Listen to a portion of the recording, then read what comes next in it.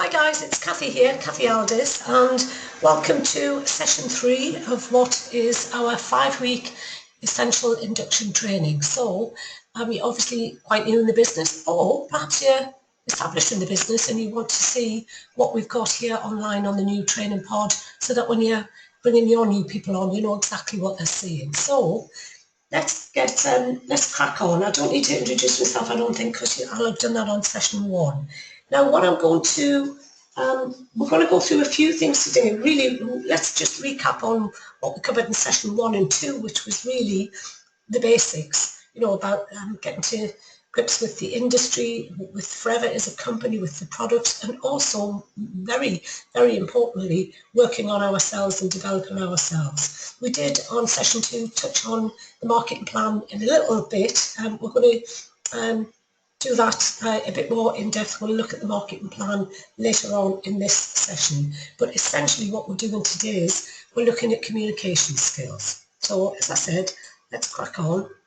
The late great Jim Rohn, formal education will make you a living and self-education will make you a fortune. It's a really good way to look at where we're at as individuals with our Forever business, because you know, we've all been taught, or many of us have been taught, go to school, get a good education and get a job for life. Unfortunately, jobs for life don't exist anymore for the majority of the population. However, with Forever, we're not talking about having a job.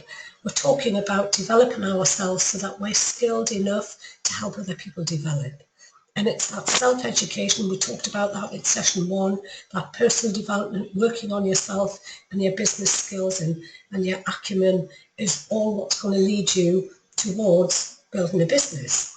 Now, some people are in the business purely just to have a retail base, and that's great. Today, what I'm specifically talking about really is building up your business skills, your business communication skills, where showing the business is concerned and helping people get established. So we've touched on the basics of ourselves, on the marketing plan. Let's have a look at developing ourselves and communication skills. Now, where you're at with your own business development, I always say to people, your check on a monthly basis is a direct reflection of where you're at with your own development and skills. So, for example, somebody's just got a tiny little check, you know, 50, 100, 150 pounds a month, perhaps they're very new in the business and they're focusing on it might solely just be building up their retail business and doing a few hours a week, couple of £100 a month type of income, or perhaps they're wanting to develop themselves and build a team. So at this stage, they're building up their business skills so that they can build a check, because I guarantee when somebody has got a good, steady, what I would call a solid check coming in month after month, and it's growing, and in fact it could be very significant, that tells me that that person has developed themselves a lot. They've been to any and every training that they can. They come online and they spend their time educating themselves outside of their income producing activity. So that what that means is, does it mean, you know, we get paid more the more books we read or the more trainings we go to? Not per se. However, the more you develop yourself within the company and the industry and within personal development, then you have got a higher level of skill, which means that you can help more people. And that's reflected in your check. So that's what I meant by that. So, you know, I don't know, most of you may know this, or some of you might not. I was a nurse before I came into Forever, and I thought I came into the company with great communication skills because I was used to working with people. However, I worked in quite a technical area, fast-paced technical area of surgery and transplantation, and I was used to getting a lot of information quickly and then acting upon it, because that's what it was about. I had to kind of, well, I suppose I went through a big learning curve when I came into Forever, because I had to find, I did, no doubt about it, come into the business with good communication skills. I was very comfortable in the area of speaking with people, whether I knew them or not, and on all different subjects. However, I just had to find a new way, or a more improved way, if you like, of communicating. And it was much more about developing real, active, and often quite patient listening skills. So the great thing is, this is not difficult, because as humans, we've actually already got an inbuilt system for the best results, and it's 2 ears and 1 mouth. And if we use them, and that percentage, you know, listen more than we speak more, we're going to be no doubt about it, great communicators. Also, the thing is about listening. Remember that people will often walk away and a couple of hours later they can't remember all the words you said. They might not even remember, what you were wearing unless you had some real bling on. But they will remember how you made them feel. And when we actively and patiently listen to people, they feel good, they feel heard, and we all would, wouldn't we, in that situation. So the great thing is, you know what, this business is not about having the gift of the gab. Sometimes people will say, I could sell ice to the Eskimos. We're really not in that sort of line of work or role, if you like. We're all about finding out if people are in the market for change. We do that by communicating and listening, and then relaying back and showing them what we've got to offer. So it's much more of a person-to-person building a relationship. So no, we don't have to have the gift of the gab, which is great news because most of us haven't got it, me included. So let's have a look at these simple steps. There's 3 simple steps that if you stick to those in that order, you'll be able to communicate with people on a variety of subjects. And it's not only going to help you where your business is concerned, this is in life in general. So establish, if we're talking about the business here, establish what it is your prospect wants and needs. What is it that they want to make some changes? What are they lacking in life, or what do they want to get shot of? Recognise that every one of us, our favourite subject is WIIFM. Our radio dial is set to that default setting. What's in it for me? Now, there is a reason for this. As humans, we get absolutely bombarded on a daily basis with, text messages, Facebook notifications, emails, phone calls, adverts in our face all the time, noise and static from the radio. Life is so busy for most people these days. We would be overwhelmed if we soaked everything in. So yeah, brain has this great filter, which within the first probably about 30-60 seconds, it has figured out if you need to listen or to look at something, and it's filtered it through the lens of what's in it for me. Also, you need to get your prospect talking, and they will love you for this. Remember, we all like to talk and to be heard, and especially if the prospect is speaking and you are attentively and actively listening to them, they will not only get that by nature of being opposite you, they'll actually feel it too. And that's what's really important. We need to make our prospects relax, and when somebody's relaxed, they're much more open and receptive to having a look and perhaps seeing what is in it for them. So what does it take to have effective or to be a good listener? First of all, you need to have an open and attentive mind. When you are listening to somebody, and it says down the bottom right, it's focused, it's voluntary, and it's intentional. When you're listening to somebody patiently and practically with an attentive mind, you will pick up loads of clues. Absolutely. Obviously, it's really good if you look, sound, and are interested in them. It's no good talking to somebody and then keep looking over their shoulder to see what somebody else is doing over there. That's really, that doesn't make the person feel good. In fact, it makes them feel used. Never interrupt the speaker. It's really tempting, and I see quite a bit of this. So, for example, let's say it's me.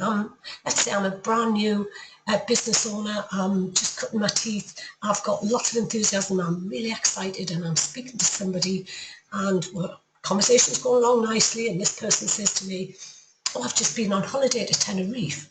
Now, instead of me letting the person carry on and speak and asking a few relevant questions, let's say I'm really enthusiastic and I jump straight in and I go, "Oh, I've been to Tenerife as well. I went there last year," and blah, blah, blah, blah, blah, blah, blah. And all of a sudden this conversation it's not me effectively listening to the person, it's me effectively switching them off because I'm talking about myself. And this conversation isn't about me, it's about them. Always, and I'm sure you would, respect the right to other people's opinions. We don't all see things in exactly the same way or agree with each other all the time. So, what's a good example of this? If I'm speaking to somebody and they say, "Oh, well, I used to work for Avon, and I had a small business with Avon a little while back," or it might be Herbalife, or it might be, I don't know, Flow Mart. It could be anything. It doesn't matter what the company is. I would always respect that person's right to champion that cause. So, for example, I don't have to think much of any other company out there, but if somebody says to me, I was with Avon and I loved it, I'm not going to knock them over the head and go, oh, Forever's better. I'm just going to respect the fact that they've got their opinion. And just so that everybody's clear, I'm not calling any other company. I've actually never ever had a business with another company other than Forever. So that's my sum total. I love where I am with Forever, but I was just giving you an example there. Also pay attention to non-verbal messages. What does this mean? You know, we are all really good at this, but sometimes we zone out of what the person's saying because we're not focused on them. So if we're, you know, it says on the bottom there, the difference between hearing and listening. Hearing is just accidental, it's involuntary, it's effortless. It generally means that we've got, even if we're supposedly talking to this person, communicating with them, if we're not listening, then we're focused on something else. And often you see this all around you, and I'm not talking about just in business. Have a look when you're standing somewhere social where there's lots of people, and you'll often see people having a conversation, and it's perfectly evident by the non-verbal messages that you can pick up on that one person is talking and the other one's thinking about formulating the answers. So in fact, there's not a lot of communicating going on.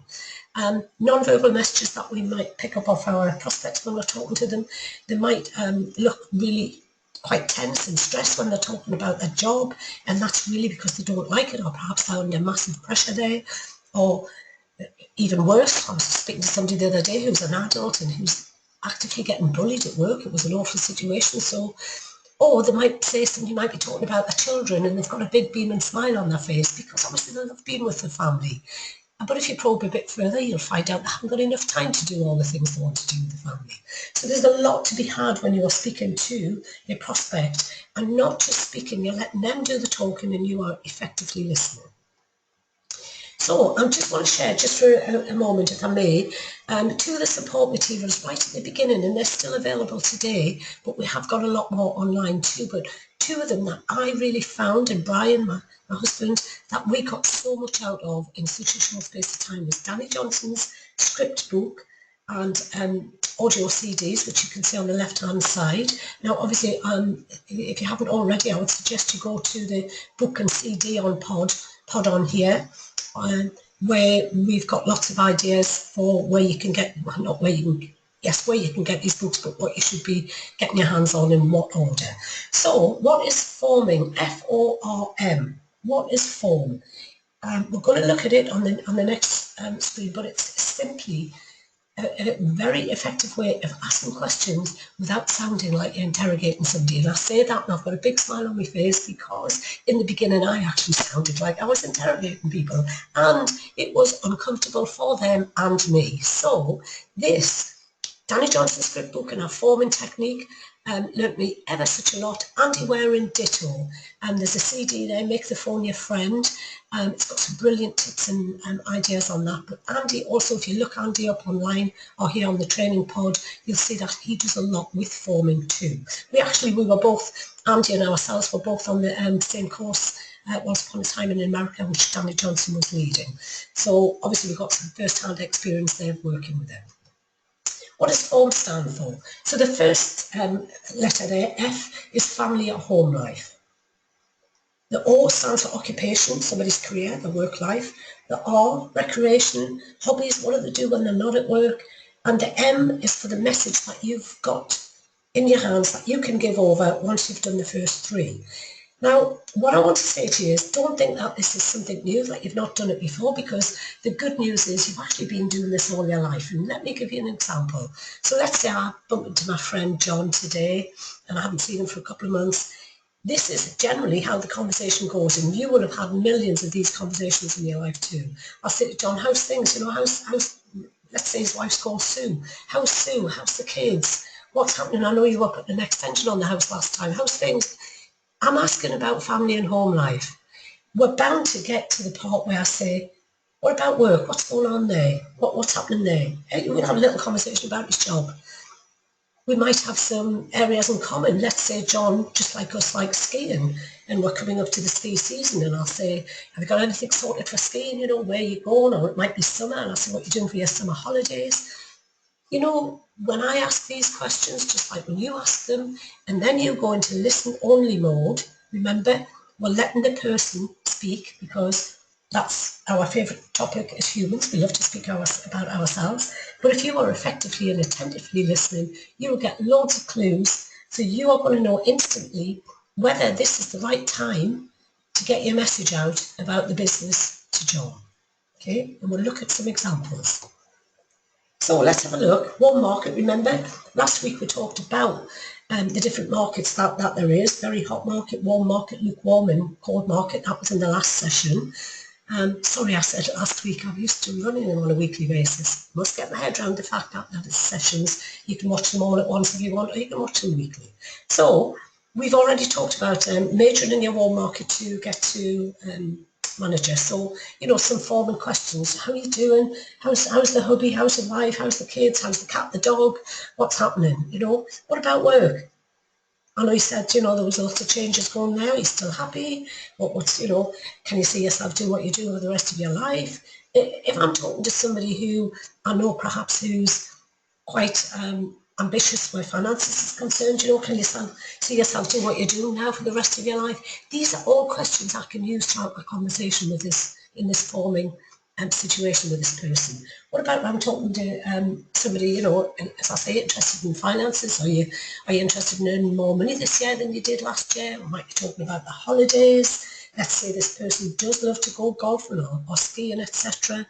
I might be talking to Fred, you know, Fred, are you still getting plenty of time on the golf course? And then Fred says, are you joking? I'm working all the overtime God sends because we're under massive pressure. You know, bills are mounting up at home. I'm not so sure how secure my job is. Really getting a bit stressed by it. I can't tell you the last time I had a game of golf. Is it appropriate for me then to get my message out? Yes, of course it is. You know, if I say to somebody, can you see yourself do what you do now for the rest of your life? And they go, I'll tell you, this is honestly, when I ask that question of people in real life, most people go, look at me and go, what, are you joking? But what else is there? Perfect time for me to say to them, do you know what, I'd love to show you what I'm doing or what we're doing or what I'm up to. And remember, the important word in that last sentence I just said was show, because it's all about showing people information. It's not about telling people about the business.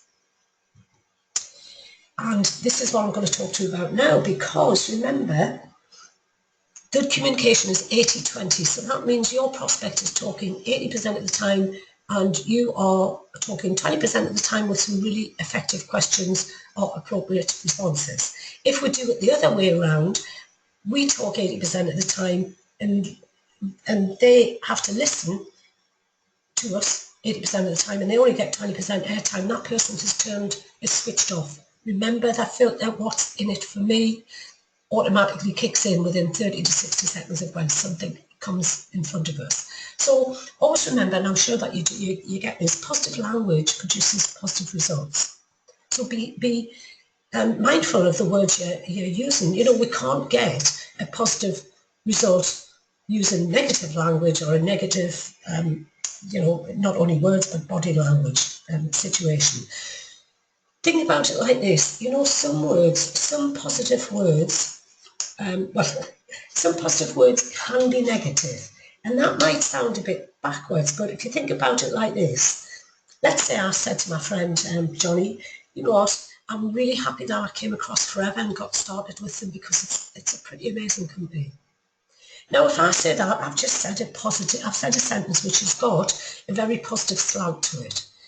If I overuse that word amazing and substitute amazing for anything else, like brilliant, outstanding, wonderful, if I overuse that word amazing, say I use it 3 or 4 times within a very short space of time, it can have a negative connotation in the person's mind. So, for example, what about if I say to my mate Johnny, you know what, Johnny, I'm so happy I got started with Forever. They're an amazing company. And the products, oh my God, they are just amazing. Do you know, I was at a training the other day.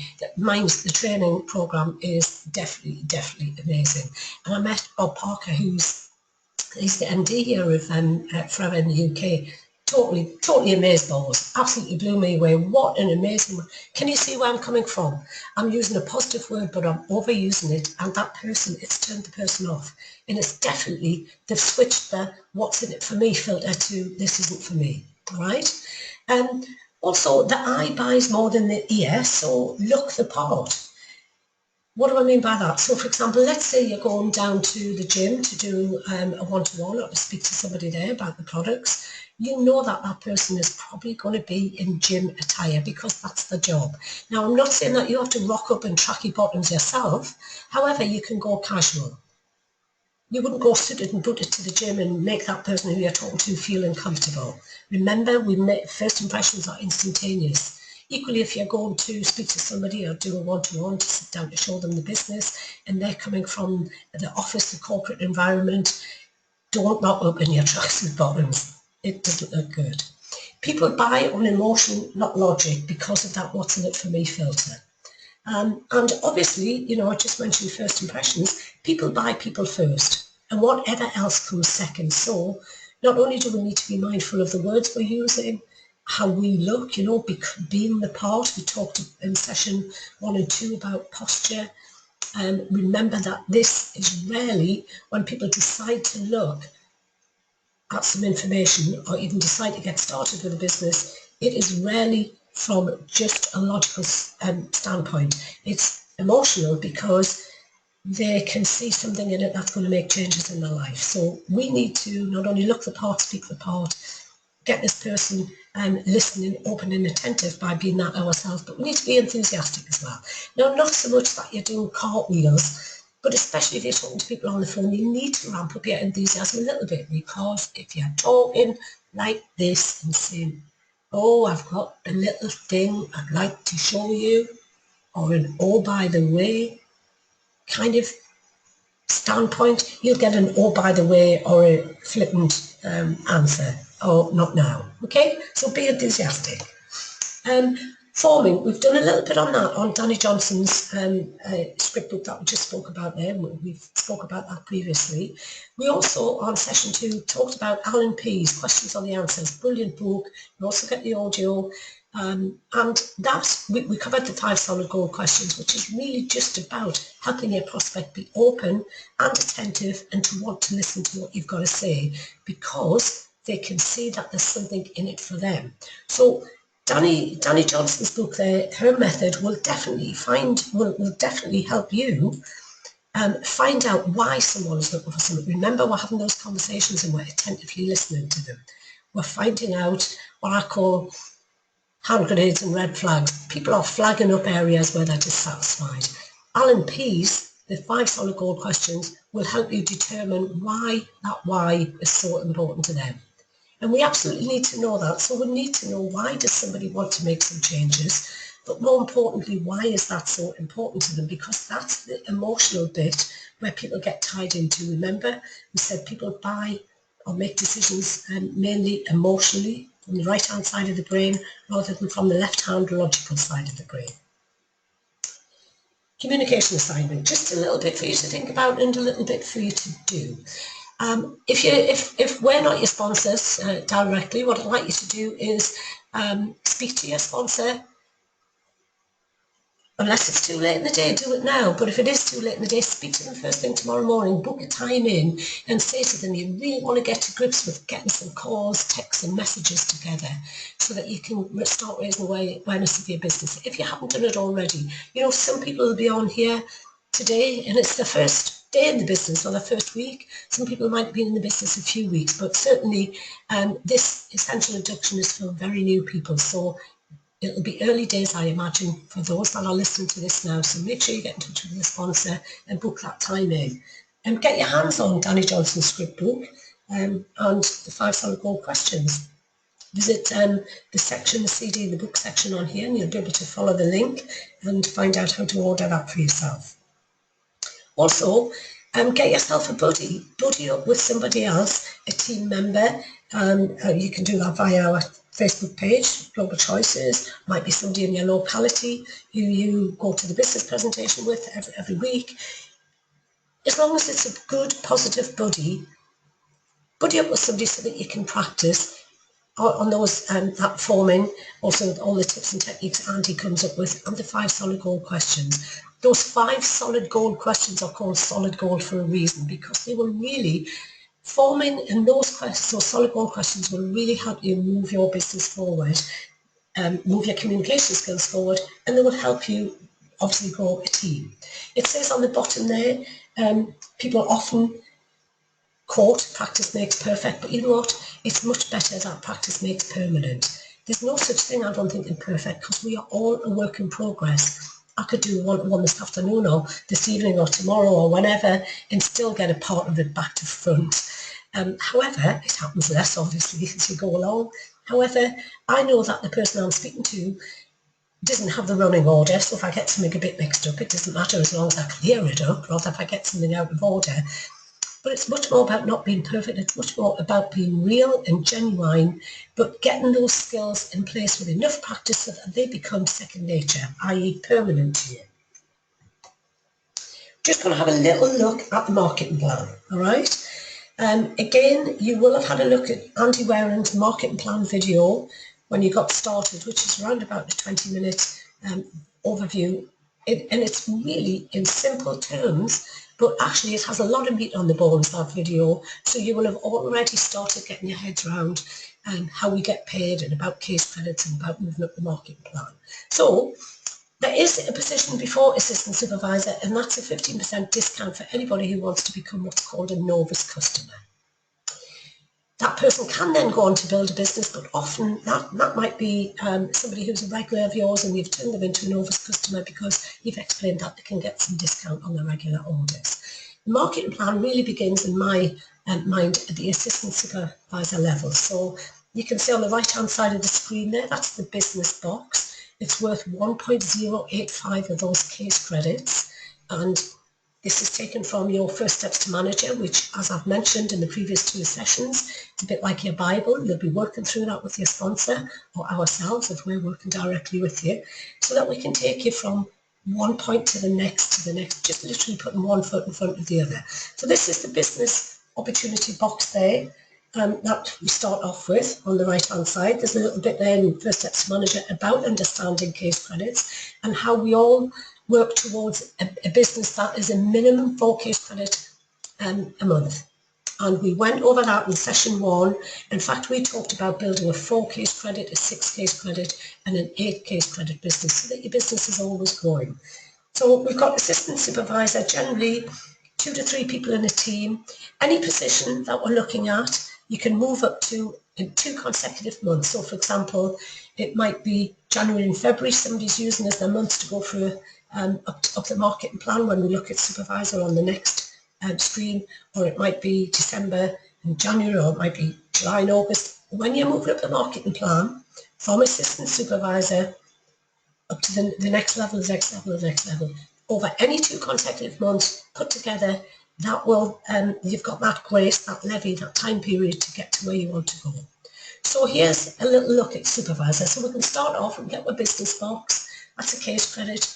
Get our head around team building, building up our customer base, working towards steadily having, well, I say steadily, we've been with the business for 9.5 years. We've done minimum 4 case credits for every single month since our first month, because we were taught that that was the route to a successful business and a significant income. And it's certainly been the case. So get your 4 case credits and make it a pride goal, that you don't drop ever below that, because at this level, when you move up to supervisor, you have to be minimum 4 case credit active, so the company pay you a team leading bonus. So how do we get paid? Go to supervisor, 25 case credits over any 2 consecutive months that I've just mentioned. It's not you, it's you and your team. It's not just you, it's a team effort. So typically 3 to 5 people there in a small supervisor team, around about £250, £300 a month. Now at this stage, your sponsor, an upline manager, if they're not manager yet, will be working very closely with you, and they're putting in a lot of effort to help you get to where you want to go as supervisor. But I always say to people, once you've cracked supervisor, you can do anything on the marketing plan. You've got your head around it. It's just about doing some more with more people. So that's a small supervisor business. Next level, assistant manager. Again, this is any 2 consecutive months, an accumulation of 75 case credits throughout the whole of the team. Now, if you look to the bottom left there, we've got typically 10 to 15 people in the team, round about £600 a month. Most assistant managers I see throughout our business, generally they're hitting around about £700, £800, £900 a month in some cases if they've got a real vibrant assistant manager business. So I'm just going to skip back one. I wanted to say, you see that when we get started as an assistant supervisor, we're getting 35% discount at source of our own products. When we move up to supervisor, we've got actually a pay rise. We've got a 30% plus 8%. So we're getting 38% off our own products when we order them. And you can see in the picture there, you've got 3% team leading bonus. Now, I just want to say at this stage, this is early days for you looking at the marketing plan, getting your head around it. We get a bonus statement once a month that explains all the activity that's going on in your business. And it shows you from supervisor onwards all your team leading bonuses. So it's very simple to understand. It's a bit like reading your own bank statement. So at supervisor, you've got 38% off the products. When you're an assistant manager, you get another pay rise, if you like. You've got your 30% plus 13. So you're actually getting 43% discount at source when you order your products. Obviously, some of them you'll be using them yourselves, and some of those products will be going out to your customers. So you've got a profit levy of 43% there. We've said around about £600 to £800 a month for a good assistant manager business. You'll see you've got an assistant supervisor in your team yourself. You've got two. You've got a supervisor. You've got Flo, who's also a supervisor because she's on 8%. So these varying, as I said, don't get tied up with the different percentages. It's on your statement every month. It just means that when you are helping people build their own businesses, the company forever doesn't ask you or expect you to put that time in for nothing. You're getting paid team leading bonus. So this is becoming a good extra income if somebody's doing this around their job. Manager, you know what, we always say that this is where it's at. This is a bit like doing an apprenticeship, focus on getting manager and then really consolidate, learn how to consolidate your business and help others. Manager, 120 case credits over any 2 consecutive months. You've still got your 30% wholesale and you've got 18% discount at source. That is a whopping 48% discount on the retail value of the products. I mean, how good is that? For anybody at manager level, you know, basically your products are half price, aren't they? So here you can see that the team is building, generally 15 to 25 people in the team. It says on the screen they're around about £1,200 a month. I would say, again, when I'm looking at people, certainly ourselves, when we went manager, our first manager check, £1,384. I would have said that on the last session.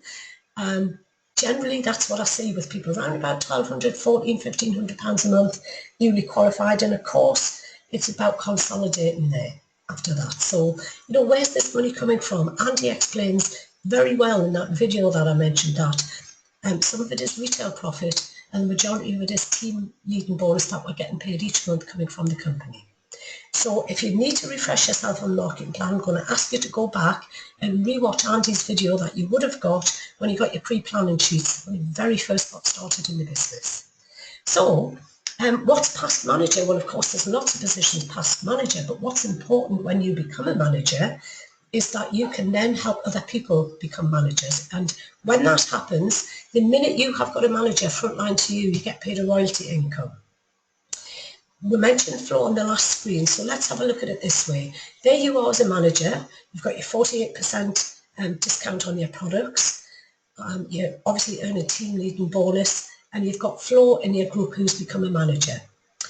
Now, what happens is when you would put a lot of work, and we mentioned this in session 2, helping people moving up, or helping anybody up the marketing plan is not money for old rope. You're going to put your time and your effort and your skill into it. But you've worked closely with Mo, and Mo was not hanging on your coattails. She's become a manager too.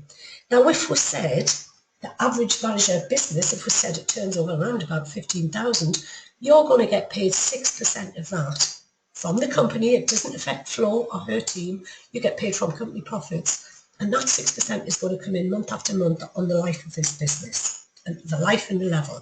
So 6% of that average manager turnover is around about 900. Now here, Flo has got her own first manager, which is Mo.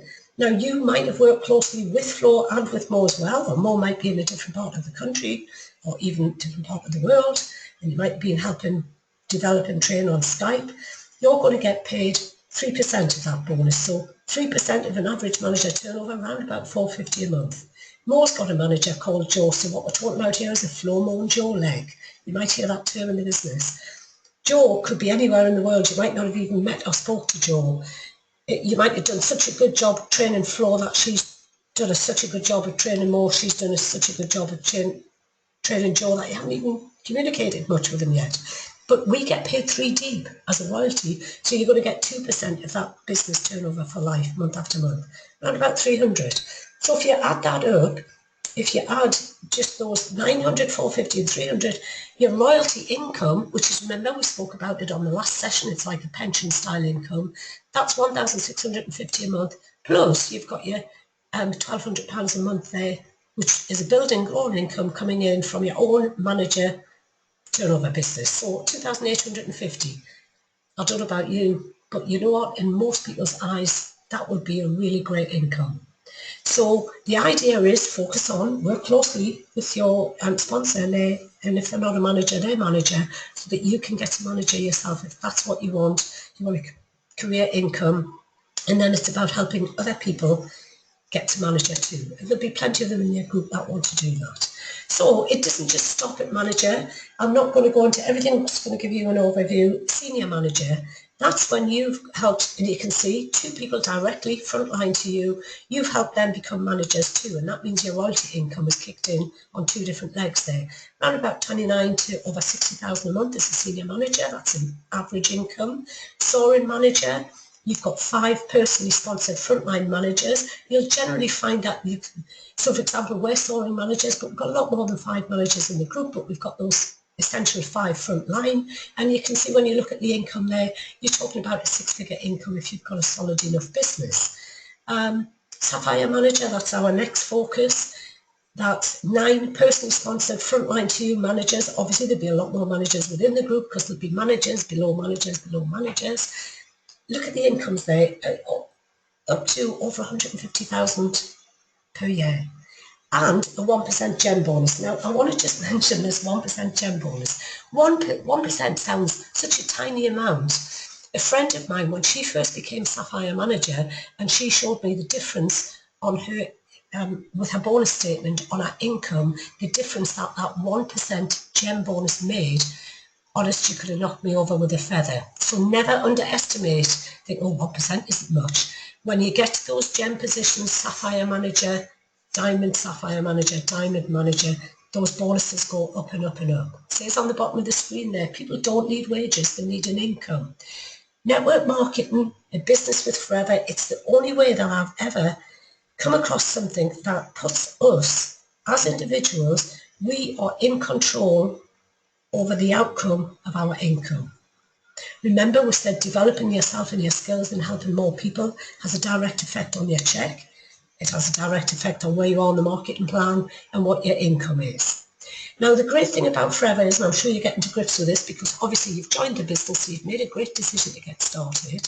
The great thing about Forever is it's not about taking the money and running. We said that on session 2. We talked about there's a lot more that Forever offers than just a great or a significant income, and it's the ability to help people and to help them change their own circumstances. And that's very rewarding. So I'm just going to throw out a question there now. Who is really focused on moving up the marketing plan? It doesn't matter where you are now. Brand new as an assistant supervisor, or perhaps you've already moved up to supervisor. Most people can do that within the first 4 to 6 weeks. It doesn't matter where you are on the marketing plan. You might be established in the business and you're recapping with this induction. If you're focused on moving to the next marketing plan position, if you're not yet a manager, I want you, the minute you finish this session, to get in touch with your sponsor. If it's not us, and say, look, I'm ready. I want to move on. I definitely want a manager plan in place. Most people will do manager in 5 to 6 months. Sit down with your sponsor. They'll plan that with you and for you, and then you can work backwards to where you are today and get right on the case and get up to manager. We spoke about on session 2, having your 7-day plan. Make sure that you've got your week plan, that you've got tracks to run on. And obviously, carry on with this induction. This is session 3. There's 2 more after this. Carry on with this so that you can get this under your belt and make sure that you put what you learn into practice, because it's great to know stuff, but it doesn't do any good unless we decide that we're going to use the information that we've got. So, profiling, calls and handling. We touched on profiling in the last session. On the bottom left of the screen there, you'll see there's a picture of a page which is in your first steps to manager. It's a profiling template. You need to run those off. Either scan the book or scan and print some copies off, put them in your file. Again, I probably shared this on the last session. I missed this step of profiling out because when Pam, who was our sponsor, when she was going through with me how to profile, in my mind I was thinking, well, why do I need to profile people I know? Remember, we majored in our hot and warm market to get to manager and beyond, and that's what we coach other people to do. As we said last session, you can't ignore cold market, but don't major there if you want to go to manager quickly. So when Pam showed me how to profile people, I actually was thinking to myself, oh, I don't need to profile these people, I already know them. How wrong was I? When things weren't going as quick as I thought, or I wasn't hitting the targets I'd set for myself in my time scales, I thought, okay, then what am I missing here? And I went back and I decided that profiling was going to be something that I was going to get into and not get out of. And to this day, I don't speak to anybody till I've profiled them, because I know I've only got 30 or 60 seconds to get through their radio station filter. What's in it for me? Okay? You know what? If you get questions, and again, as this series goes on, the induction series goes on, we talk about handling questions, and we do a lot of that on the Power Hour. Remember, I mentioned the Power Hour on every one of these induction programs. It is a live 5-week series of webinars that's run. It's exactly what it says. It's a Power Hour. It's all income-producing activity, things for you to do to keep you moving up, onwards and upwards. You know what? When people ask questions, I absolutely love it, because it tells me that they are considering this information seriously. If somebody hasn't got any questions, they've dismissed this out of hand. We just spoke about, remember, making a great first impression, and that has to be on the phone as well. Even if the person can't see you smile, they'll be able to tell. We're going to look at profiling a bit more in depth, but the thing is, again, with phone calls and messages, we do so much of this and what to say and how to handle people. Because remember, you can phone people not only in person, but you can phone them on the telephone. So let's just keep going on. We're going to have a look at profiling. Oops. Okay then, how to grade your profile sheet. This book, I've probably mentioned it before, Owning Yourself by Paula Pritchard, one of the best books that I've read. And I actually read it later on in my career, and when I did read it, I thought to myself, I really wish I'd had this in my first 6 to 9 months, because it would have helped enormously. It's a brilliant book. There's some great advice and topics and tips in there. And more importantly, there's a fantastic chapter all about grading using green, red and blue pens, about grading your list. So what does that mean? It's more about what we mentioned in session 2. It helps us sift and sort people, because that's what we want to do. We want to sift and sort people. We don't want to judge them. We just want to put people in what we feel is a category suitable for them, because we've profiled them and we know where they're coming from. So let's have a little look at this. Greens. So this is how I handle it. I usually profile 10 people at a time. I'm going to speak to those 10 people, and if somebody isn't there for me to speak to them, I'll substitute. I'm always talking to 10 people at a time, so that I've got a good, healthy pipeline. So let's imagine you or I, we've got our database, and if I could say anything right now, the 3 most important things that is going to help you structure and move your business forward is having a great database, having enough names on that database that you've got people to speak to continually. Profiling, we've said the importance of profiling. I can't tell you how necessary profiling is. And also great communication skills, which is what we're talking about today. When you crack those 3 areas, you can actually go anywhere you want on the marketing plan. You can go right to shoot for the sun, the moon and the stars. So let's imagine you've got your pile of 10 profiles. Profiling only takes about 60, 90 seconds. So you spent 10 minutes profiling 10 people. And now you're going to go back through them and you're going to look at those profiles and grade them. And again, the green, red and blue pen grading takes seconds. So the green, what's that? You know, the green person, it's people just like you and I, people who have got great vision and ambition. Now I know that even if I've not met you, I know that you have great vision and ambition, and that's why you got started with Forever. So these are the people that are always talking about, but more importantly, not just talking about, they can articulate what they want, they're talking about what they want, and they're actually getting on and putting the changes into action and improving their lives. This person, the green person, you've gone back through the profile, let's say you've got Fred in front of you. You know, Fred actually used to have a driving school. It didn't work out too well, but he's done that for a few years, and now he started off a window cleaning round. Fred's a green person. He's ambitious. He's got the wherewithal to get up off the couch and get something going. It doesn't matter that the driving school didn't work out. It might have actually been quite successful in its day and it ran its course. It doesn't really matter. But this person, generally, they've achieved a level of success already in their lives, and not necessarily or always financially. Let's say this green ambitious person with vision, let's say it's somebody you know who's brilliant at playing the piano. If you think about it, building up a skill like that is not an overnight sensation. So you know that that person who plays the piano brilliantly has commitment, dedication, motivation, persistency. They have all the things that help us as business owners get to grips with our business. So think about people from that type. Go back to their profiles. Take the people who are like you and I. You know, on the profile sheet, it asks, is the person ambitious, entrepreneurial, confident, or the people person? You've seen a lot of those areas ticked for these green people. As I say, it might not be financially. It might be somebody who's brilliant, absolutely ace at baking and decorating cakes. Again, something like that takes dedication, motivation, perseverance, learning new skills, putting them into practice, all the things we're looking for. Now then, so that's the green, picking out people in the green category. What about the red category? These are the people that you can go through your profile list and you might have actively ticked the box that says they're dissatisfied.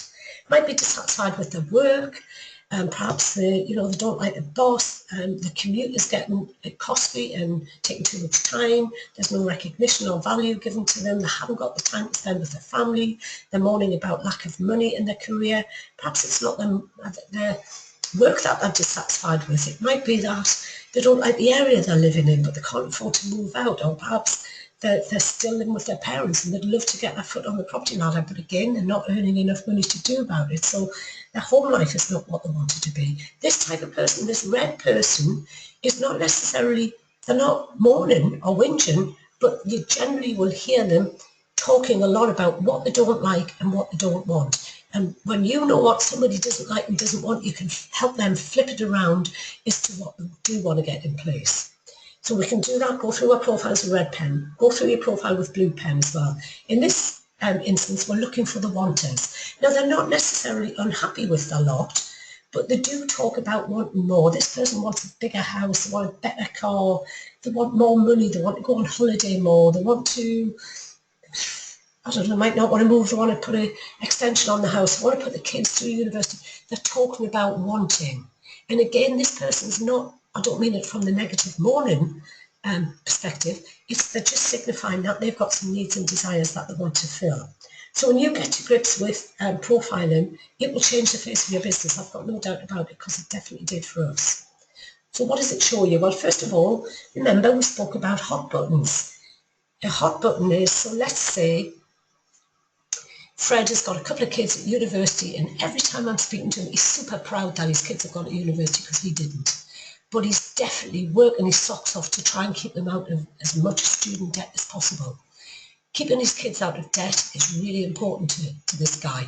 That's what I would call a hot button. So for somebody else, I might be talking to them, perhaps a single mum bringing up children on their own. They might be a single dad and they want to get mortgage free, or they want to work part-time so they can spend more time with the kids, or they want more money coming in because they want to do more for their children. It's a hot button. We might not always have somebody's hot button, but the more effective you get with your communication and your listening skills, the more you'll be able to pick up on it. So after we've got our pile of profiles there, pick your 10 sharpest people at a time. You're building your board of directors continually throughout your business. So pick your top 10 people and then go and pick your next top 10 and your next top 10 and carry on. You know, some people, this is what I found, and I said on session 2 about not judging. Some people will be interested in the product, some will be interested in the business, some will be interested in neither, some will be a great source of referral. So when we say some will, some won't, so what? We're not being awful towards the people that we know, or we're not judging them. We're just accepting the fact that this isn't for everybody. However, when you get to, remember I said on session 2, when I started writing my database, I only had about 25 people on it because I picked the people who I thought would be interested. And I was wrong in most instances. Some people who I thought would be interested weren't. Some I thought would never be interested were. So we cannot tell. What we can do is build a great database, build our communication skills, profile people and show them the business. So making business calls, getting started. Now your sponsor will sit down and do this with you, and there's quite a bit in your First Steps to Manager book that you've got. So we'll have to recognise some things about calling. It's not a social call. So make your business call short and to the point. Use a script. Now, why do you need to have a script alongside your profiling sheet? I actually say at the bottom of your profiling sheet, put your small 3-4 sentence script there that you're going to use with this person because you want to make it relevant to them.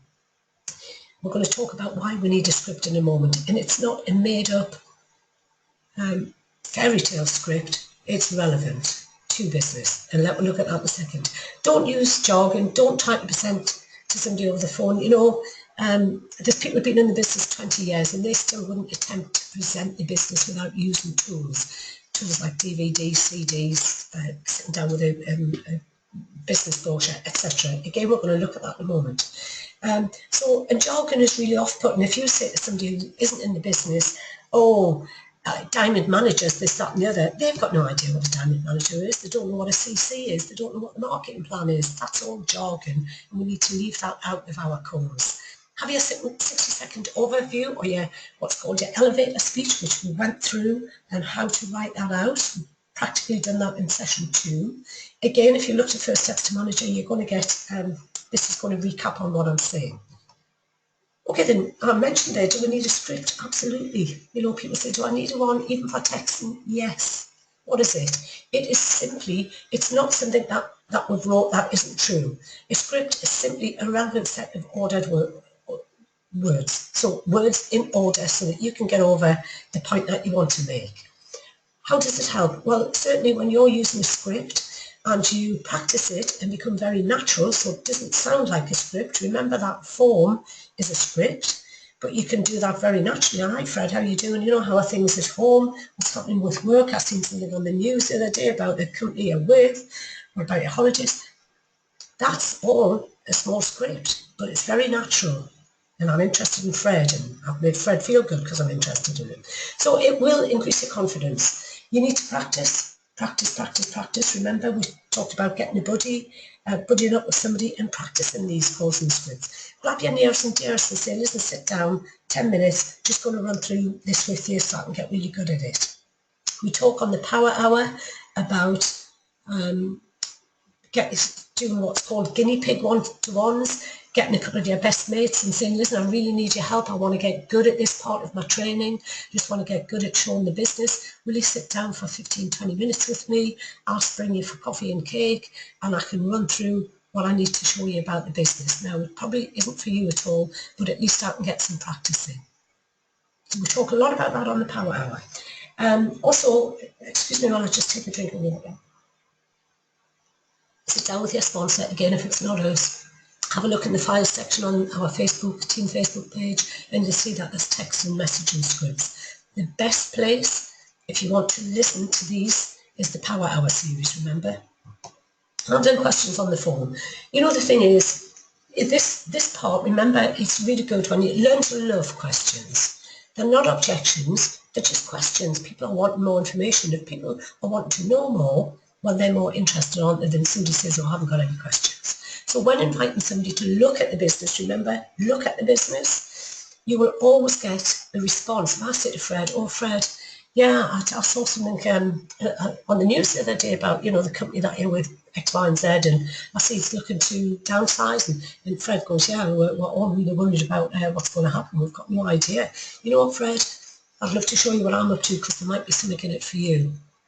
I know that whether I say that on the phone or in person, excuse me, I absolutely know the human reaction I'm going to get back is, well, what's it all about? Tell me now. And it's at that point you can use a brief 60-second overview about the company and have a look in First Steps to Manager. You might just want to say a couple of things. The company is well established. We're in 158 countries around the globe, and the company actually helps her on a part-time flexible basis build up a great income. We'll look at this more in a moment, but you just want a brief overview.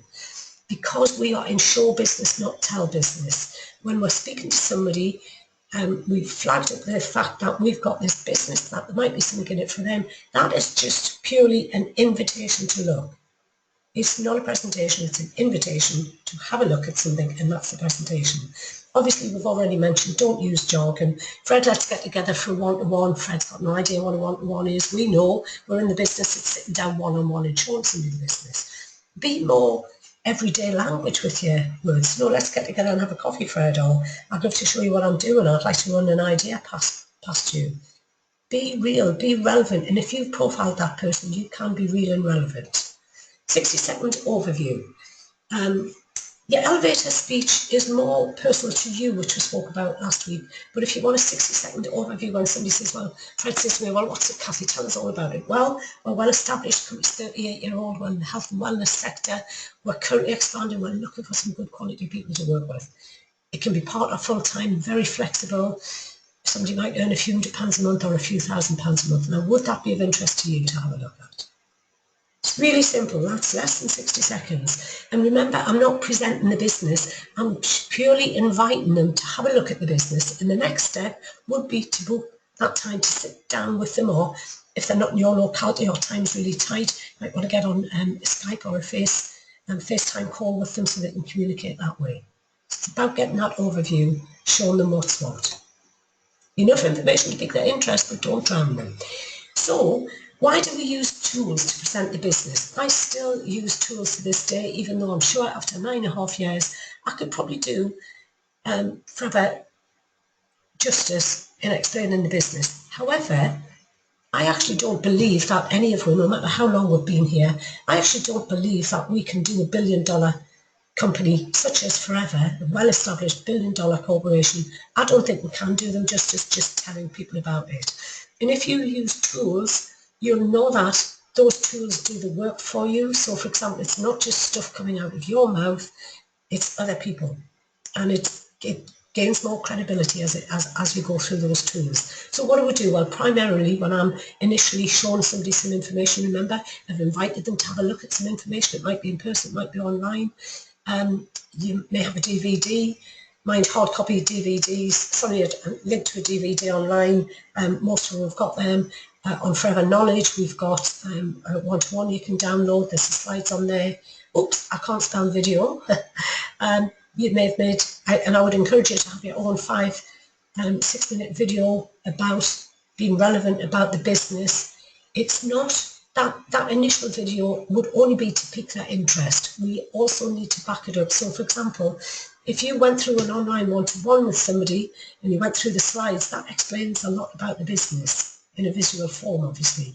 DVD is the same. They're getting a lot of explanation about the business. If it's your own video and it's only 5 or 6 minutes long, and I would encourage it actually to be no more than that, in fact, a little less, that's really just them connecting with you and what could be in this business for them.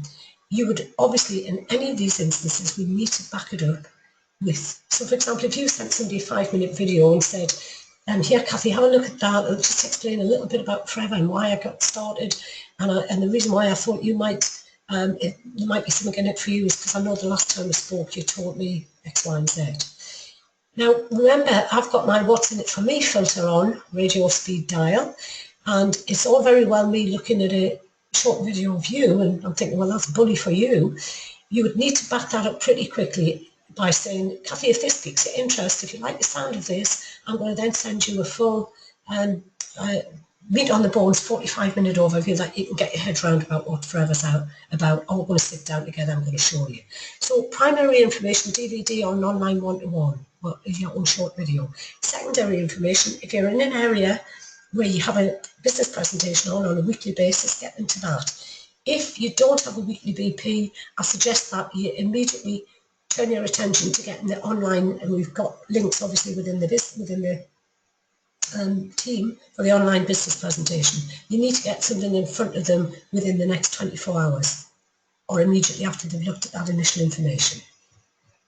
Building your pipeline. Now, generally, it does take from day one, 2-3 months to keep to fill our pipeline up and then keep filling it up. So what's your pipeline? Obviously, in First Steps to Manager, you'll have come across, and your sponsor, I'm sure, would have pointed out that there's an activity tracker sheet in there. And this is where we record the people that we spoke to, the information that they've had a look at, and what the outcome was. So, for example, I might speak to Fred today. It doesn't matter what the date is. This is July. Let's say I'm speaking to Fred at the beginning of July, and it's a no, not at this moment in time. It's not the right time for Fred to be getting started in the business. And in the comment section, I can put, because I will have said to Fred, when Fred says, Kathy, it looks good, but it's not for me, blah, blah, blah, I will agree with Fred. I'll let him off the hook.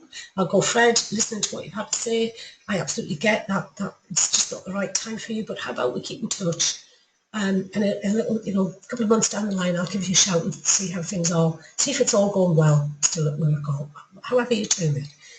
And Fred, because I've let him off the hook, will feel good and go, yeah, that's great. So in the comments section, let's say it's beginning of July, August, first I'll put recontact beginning of September, and immediately I've wrote that on that activity tracker. I'll get my diary out, and on the last day of August, I'll put myself a note in there and saying, contact Fred beginning of September. And I'll know to go back to my activity sheets what the outcome was of my first chat, and I'll pick up from them. So remember, you need to track your business. You can't manage what you don't measure. I always believe that I've never had anybody, Kathy, do absolutely not darken my door game with this Forever thing. I've never had anybody say that, but I have had people say no, obviously, and I still get people say no. Ask them if you can keep in touch and call back. The saying in the business is the fortune is in the follow-up. Okay, then marketing assignment. Get your profile sheets run off, get them filled in, more importantly, and then grade them. Get your hands on Paula's book. You won't regret it. It's absolute ace book. Set your own daily targets. Now, we generally say, and you can see this in First Steps to Manager, we generally say if somebody's part-time in the business, they're running this alongside of a job, building it up from that perspective, speaking to 2 to 3 people every day on a daily basis, or if they're full-time in the business and they're wanting to go really quickly, 5 to 10 people. But it's your target, Forever doesn't set targets for us, it's what we want to do. After every 2 to 3 calls or messages that you're putting out, when you're very new at this and just learning it, make sure you get in touch with your sponsor. I'll say to people who I'm working with, okay, then let's get 2 or 3 calls done, 2 or 3 messages, and evaluate what's happening. Are we getting some responses? Or we're not? Or does it need tweaking? We talked about having some practice with your friends and family, spring them for a cup of coffee and a bit of cake. Get practicing showing the business on them. You'll get really good when you show the business in person to people. When you've done it about 6, 7, 8 times, you get really good at it. Okay? Remember, practice it doesn't make perfect, it makes permanent. So what's your next step? Your next step is to make sure that after this, you watch Induction Session 4. So thank you for your time and attention today. If we're not working with you direct, and we haven't met yet, I'm sure we will. And obviously we all get together at trainings, company trainings and events and area days, etc. So if I've not met you, looking forward to meeting you. I want to reiterate what a great decision you've made by getting started with Forever. And if you keep putting one foot in front of the other, you work really closely with the person that brought you into the business. And if they're not yet a manager, with their upline manager, as I say, if it's not ourselves, if you put all this into practice, it's not a case of will you be successful. It's a case of you will be successful, and it'll be in your own time frame depending on how much you're putting into your business. So thanks very much everybody, and make sure that you click on and watch session 4.